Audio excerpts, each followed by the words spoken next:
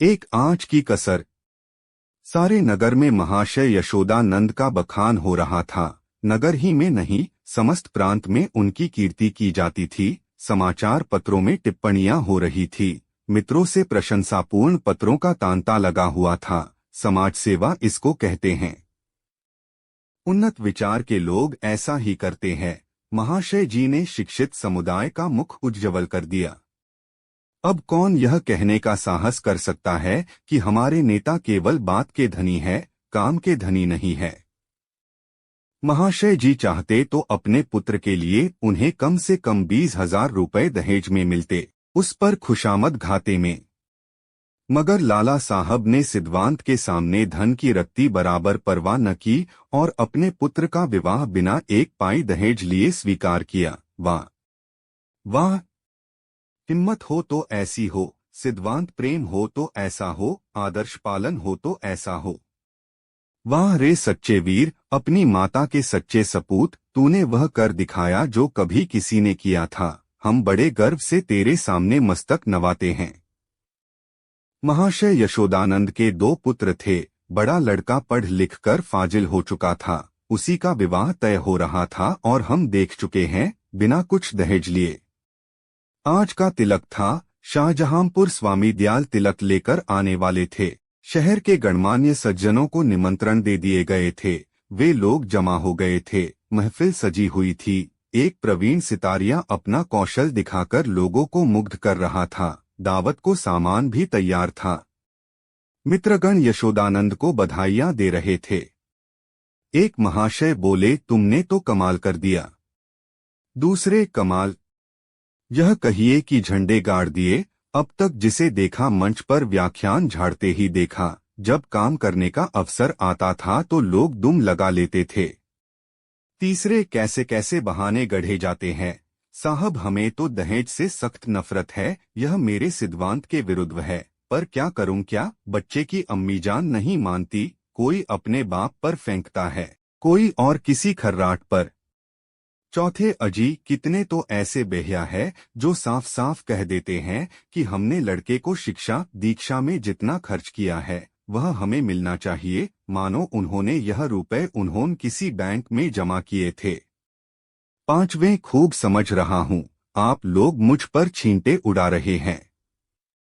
इसमें लड़के वालों का ही सारा दोष है या लड़की वालों का भी कुछ है।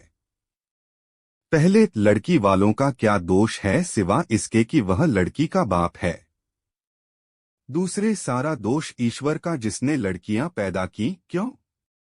पांचवें, मैं यह नहीं कहता, न सारा दोष लड़की वालों का है न सारा दोष लड़के वालों का, दोनों की दोषी है। अगर लड़की वाला कुछ न दे तो उसे यह शिकायत करने का कोई अधिकार नहीं है कि डाल क्यों नहीं लाए, सुंदर जोड़े क्यों नहीं लाए, बाजे गाजे पर धूमधाम के साथ क्यों नहीं आए। बताइए। चौथे, हाँ, आपका यह प्रश्न गौर करने लायक है। मेरी समझ में तो ऐसी दशा में लड़के के पिता से यह शिकायत न होनी चाहिए।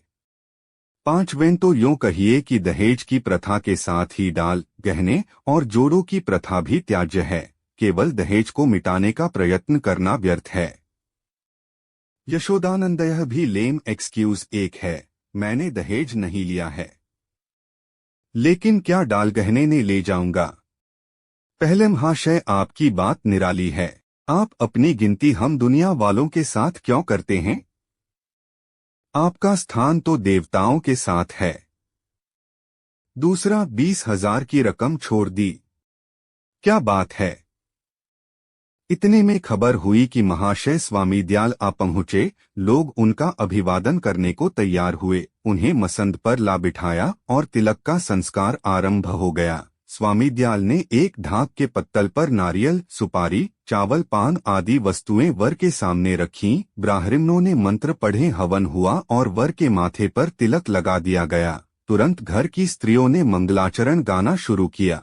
यह महफिल में महाशय यशोदानंद ने एक चौकी पर खड़े होकर दहेज की कुप्रथा पर व्याख्यान देना शुरू किया। व्याख्यान पहले से लिखकर तैयार कर लिया गया था। उन्होंने दहेज की ऐतिहासिक व्याख्या की थी। पूर्व काल में दहेज का नाम भी न था महाशयों। कोई जानता ही न था कि दहेज या ठहरोनी किस चिड़िया का नाम है। सत्य मानिए, कोई जानता ही न था कि ठहरोनी है क्या चीज, पशु या पक्षी, आसमान में या जमीन में, खाने में या पीने में। बादशाही जमाने में इस प्रथा की बुनियाद पड़ी। हमारे युवक सेनाओं में सम्मिलित होने लगे। यह वीर लोग थे। सेनाओं में जाना गर्व समझते थे। माताएं अपने दुलारों को अपने हाथ से शस्त्रों से सजाकर रणक्षेत्र भेजती थीं। इस भांति युवकों की संख्या कम होने लगी और लड़कों का मोलतोल शुरू हुआ। आज यह नौबत आ गई है कि मेरी इस तुच्छ महातुच्छ सेवा पर पत्रों में टिप्पणियां हो रही हैं मानो मैंने कोई असाधारण काम किया है। मैं कहता हूँ, अगर आप संसार में जीवित रहना चाहते हो तो इस प्रथा का तुरंत अंत कीजिए। एक महाशय ने शंका की, क्या इसका अंत किए बिना हम सब मर जाएंगे? यशोदानंद, अगर ऐसा होता है तो क्या पूछना था, लोगों को दंड मिल जाता और वास्तव में ऐसा होना चाहिए। यह ईश्वर का अत्याचार है कि ऐसे लोभी, धन पर गिरने वाले, बुर्दाफरोश, अपनी संतान का विक्रय करने वाले नराधम जीवित है और समाज उनका तिरस्कार नहीं करता, मगर वह सब बुर्दफरोश है इत्यादि। व्याख्यान बहुंतद लंबा और हास्य भरा हुआ था। लोगों ने खूब वाहवाह की। अपना वक्तव्य समाप्त करने के बाद उन्होंने अपने छोटे लड़के परमानंद को, जिसकी अवस्था 7 वर्ष की थी, मंच पर खड़ा किया। उसे उन्होंने एक छोटा सा व्याख्यान लिखकर दे रखा था। दिखाना चाहते थे कि इस कुल के छोटे बालक भी कितने कुशाग्र बुद्धि है। सभा समाजों में बालकों से व्याख्यान दिलाने की प्रथा है ही, किसी को कुतूहल न हुआ। बालक बड़ा सुंदर, होनहार, हंसमुख था। मुस्कुराता हुआ मंच पर आया और एक जेब से कागज निकालकर बड़े गर्व के साथ उच्च स्वर में पढ़ने लगा। प्रिय बंधुवर, नमस्कार। आपके पत्र से विदित होता है कि आपको मुझ पर विश्वास नहीं है। मैं ईश्वर को साक्षी करके धन आपकी सेवा में इतनी गुप्त रीति से पहुंचेगा कि किसी को लेशमात्र भी संदेह न होगा। हाँ, केवल एक जिज्ञासा करने की धृष्टता करता हूँ। इस व्यापार को गुप्त रखने से आपको जो सम्मान और प्रतिष्ठा लाभ होगा और मेरे निकटवर्ती में मेरी जो निंदा की जाएगी, उसके उपलक्ष्य में मेरे साथ क्या रियायत होगी। मेरा विनीत अनुरोध है कि 25 में से 5 निकालकर मेरे साथ न्याय किया जाए। महाशय शोदानंद घर में मेहमानों के लिए भोजन परसने का आदेश करने गए थे। निकले तो यह वाक्य उनके कानों में पड़ा, 25 में से 5 मेरे साथ न्याय किया कीजिए। चेहरा फक हो गया। झपट कर लड़के के पास गए, कागज उसके हाथ से छीन लिया और बोले, नालायक, यह क्या पढ़ रहा है? यह तो किसी मुवक्किल का खत है जो उसने अपने मुकदमे के बारे में लिखा था। यह तू कहाँ से उठा लाया? शैतान, जा वह कागज ला जो तुझे लिख कर दिया गया था। एक महाशब्द ने दीजिए, इस तहरीर में जो लुत्फ है वह किसी दूसरी तकरीर में न होगा। दूसरे, जादू वह जो सिर चढ़ के बोले। तीसरे, अब जलसा बर्खास्त कीजिए, मैं तो चला। चौथे, यहाँ भी चलतू हुए। यशोदानंद, बैठिए बैठिए, पत्तल लगाए जा रहे हैं। पहले, बेटा परमानंद, जरा यहाँ तो आना। तुमने यह कागज कहाँ पाया? परमानंद, बाबूजी ही तो लिखकर अपने मेज के अंदर रख दिया था। मुझसे कहा था कि इसे पढ़ना। अब नाहक मुझसे खफा रहे हैं। यशोदानंद, वह यह कागज था कि सुअर? मैंने तो मेज के ऊपर ही रख दिया था। तूने ड्रायर में से क्यों यह कागज निकाला? परमानंद, मुझे मेज पर नहीं मिला। यशोदानंद, तो मुझसे क्यों नहीं कहा? ड्रायर क्यों खोला? देखो, आज ऐसी खबर लेता हूं कि तुम भी याद करोगे। पहले, यह आकाशवाणी है। दूसरे, इसको लीडरी कहते हैं कि अपना उल्लू सीधा करो और नेकनाम भी बनो। तीसरे, श्रम आनी चाहिए, यह त्याग से मिलता है, धोखेधड़ी से नहीं। चौथे, मिल तो गया था पर एक आंच की कसर रह गई। पांचवें, ईश्वर पाखंडियों को यूं ही दंड देता है।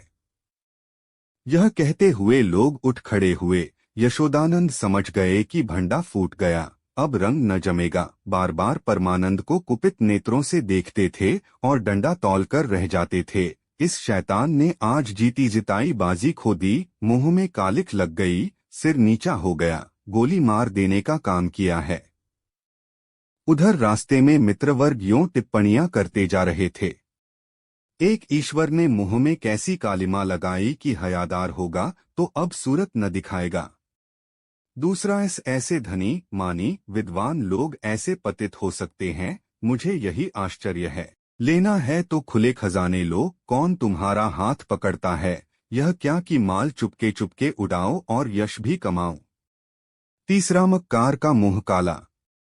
चौथा, यशोदानंद पर दया आ रही है, बेचारी ने इतनी धूर्तता की उस पर भी कलई खुल ही गई, बस एक आंच की कसर रह गई। उम्मीद करते हैं आपको यह वीडियो अच्छी लगी होगी। धन्यवाद आपका। वीडियो पसंद आई हो तो लाइक और शेयर कर दीजिएगा।